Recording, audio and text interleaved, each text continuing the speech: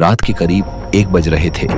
बरसात अभी अभी थमी थी, लेकिन आसमान अब भी भारी था। गांव से बाहर एक ऊंचे टीले पर बनी पुरानी हवेली के भीतर से रोशनी झिलमिला रही थी। कहते हैं उस हवेली में कोई नहीं रहता, फिर भी हर अमावस्या की रात खिड़कियों में किसी के चलने की परछाई दिखती है। राजन, एक सरकारी सर्वे अधिकारी, उस गांव में एक पुराने नक्शे की जांच के लिए आया था। गांव वालों ने उसे बार बार मना किया। रात को हवेली मत जाना साहब, वहां से लौटकर कोई नहीं आया। लेकिन राजन हंस पड़ा। भूत प्रेत सब कहानियां, मैं डरता नहीं। शाम होते ही वो अपनी लालटेन लेकर उस हवेली की ओर चल पड़ा। सामने विशाल दरवाजा था, जिस पर ताले की जगह मोटी जंजीर बंधी थी। जैसे ही उसने हाथ लगाया, जंजीर अपने आप खुल गई।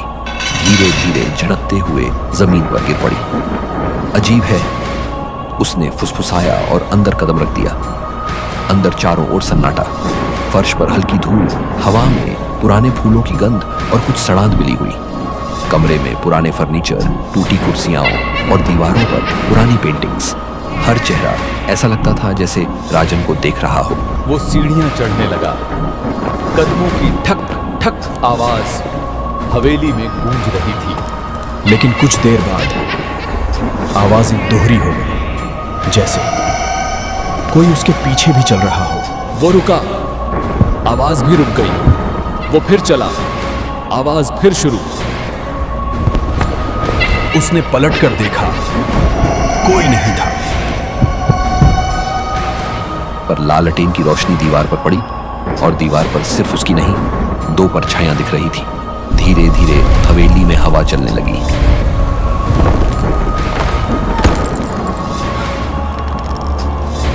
एक कमरे के दरवाजे के ऊपर लिखा था, मुख्य कक्ष, प्रवेश वर्जित। फिर भी वो अंदर चला गया। कमरा पुराना था पर साफ था। बीच में एक बिस्तर था, जिस पर रेशम की चादर बिछी हुई थी, और सिरहाने वो आगे बढ़ा।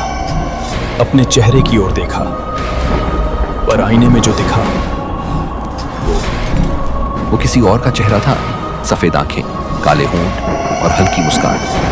राजन पीछे हट गया। आईना अपने आप कांपने लगा और फिर उसके अंदर से वही चेहरा फुसफुसाया। आखिर तुम आ ही गए ठाकुर साहब। और फिर राजन के माथे पर पसीना था।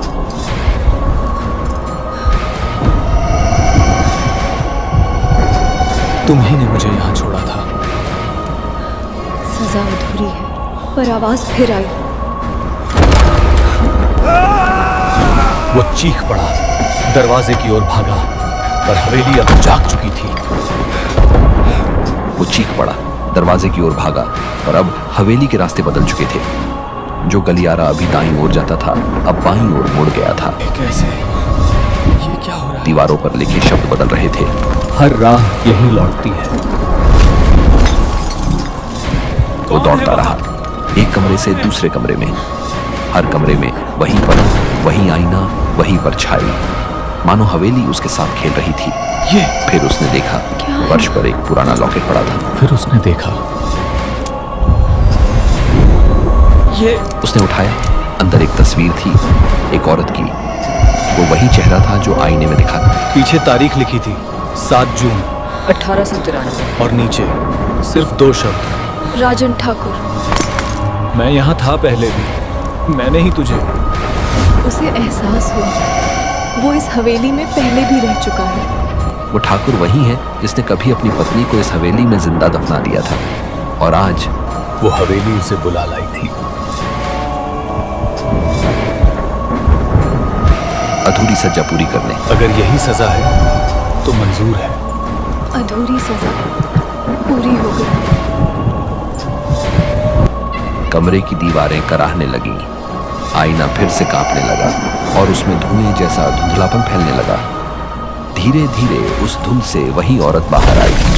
सफेद साड़ी, गीले बाल और चेहरा आधा मिट्टी से सना हुआ। राजन पीछे हटने लगा, कांपती आवाज में बोला, नहीं नहीं, औरत ने हल्की मुस्कान के साथ कहा। समय तुम्हारा था ठाकुर, अब मेरी बारी है। रुको, अचानक कमरे का फर्श धंसने लगा। राजन के पैर मिट्टी में समाने लगे। बचाओ! वो चीखा, कोई है! बचाओ, सुनो! कोई है। वो चीखा। पर आवाजें हवेली की दीवारों में समा गई। आईने में उसका चेहरा बदलने लगा। अब वो मुस्कुरा नहीं रही थी, वो चीख रही थी। वही चीख जो 100 साल पहले हवेली में गूंजी थी, जब उसे जिंदा दफनाया गया था। ये मैं नहीं हूँ। अब फर्क ही क्या है? राजन ने आखिरी बार आईने में देखा, वो खुद नहीं था। वो अब ठाकुर बन चुका था और फिर मिट्टी ने उसे पूरी तरह निगल लिया। कुछ देर बाद हवेली शांत हो गई। आईना अपने आप फिर सीधा हो गया। उसके अंदर अब सिर्फ वो औरत दिख रही थी जो धीरे से फुसफुसाई। अब सब बराबर है। सुबह जब गांव वाले हवेली पहुंचे, फर्श ताजा खोदी मिट्टी से भरा था और उस पर पड़ा था राजन का लालटेन, अभी भी जल रहा था। दीवार पर खून से लिखा था, जिसे तुमने दफनाया था अब वही तुम्हें दफना चुकी है। और जब उन्होंने पीछे देखा, आईने में 2 परछाइयां थीं, एक औरत की और एक राजन ठाकुर की।